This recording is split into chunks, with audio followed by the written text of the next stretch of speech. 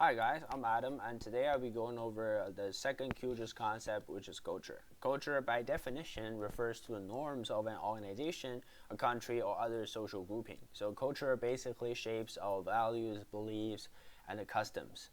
So we actually categorize culture in two separate categories: the internal corporate culture and external culture. So internal corporate cultures can also be referred to as the organizational oops no culture, or the actional culture, on the other hand, could be referred to both as the culture within a country or within a industry.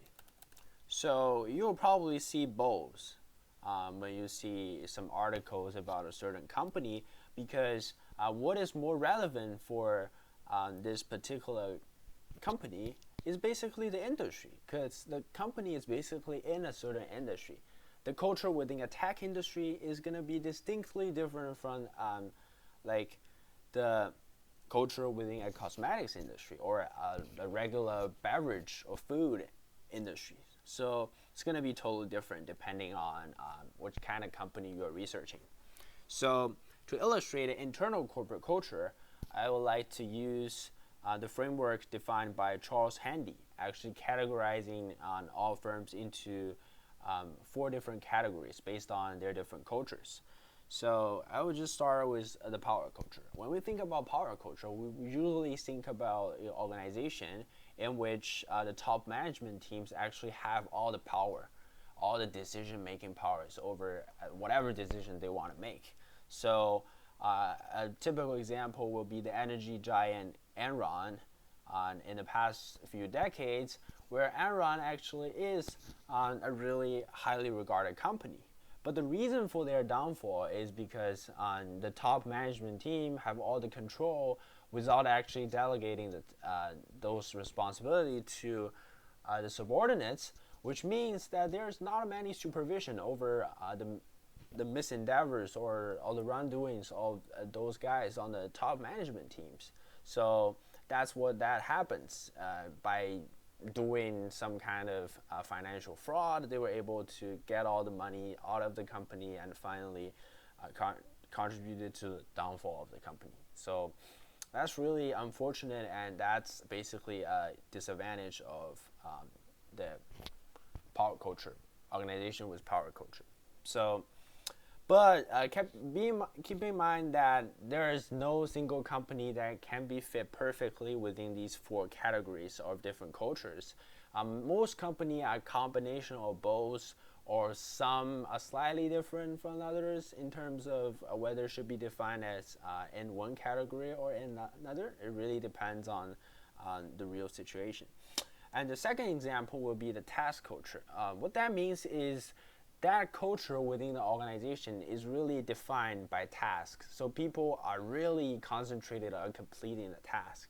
So the power or the decision-making process is usually traced from the initial completion of the task to the final stage of that task. So it will start, the power will be given to the guy who starts the task, and finally be provided all the way to the guy who finished this task. Okay, so it really depends on which stage this task is in.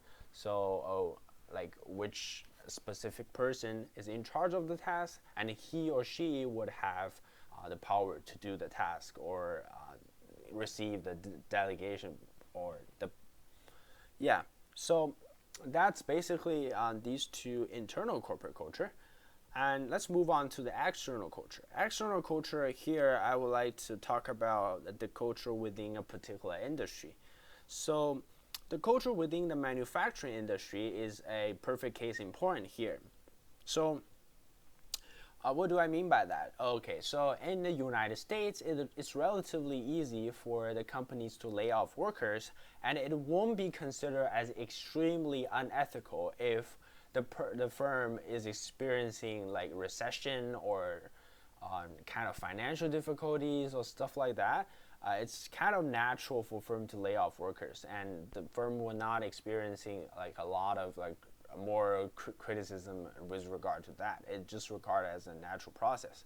However, in the Japanese culture, it's extremely unethical if the company is gonna fire the workers. So this culture actually defines how the firms will approach their workers and their workforce planning process, their human resource planning process. So you can research about different companies and then find out if there's such discrepancy between cultures that's going to affect the company. And also, especially keep in mind when you are making some kind of reference to the globalization, you probably have to consider different cultural elements. So when you are talking about globalization, expansion of a firm into another country, that type of comparison is more useful in this case.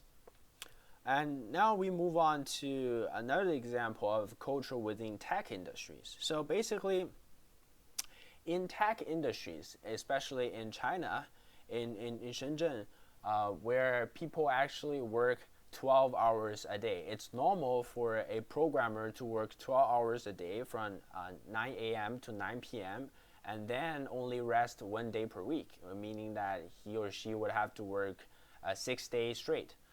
But in the US tech industry, for example, in Austin, Texas, workers are not really expected to work that much. They can probably just leave at around 2 p.m. If they still have some unfinished tasks, they are free to leave it to the next week, or probably you will just finish it off later in the week. So both these kind of tech environment can really affect the company's behavior with regard to how they are going to enact their workforce planning, or how are they going to treat the workers, the benefits, and the expectations is all going to be different because of the expectation within that industries, which would in fact transform the culture within the company as well. So that's basically the culture part of the CUEGIS concept, and hope you guys enjoy. Please subscribe to my channel, and thank you so much.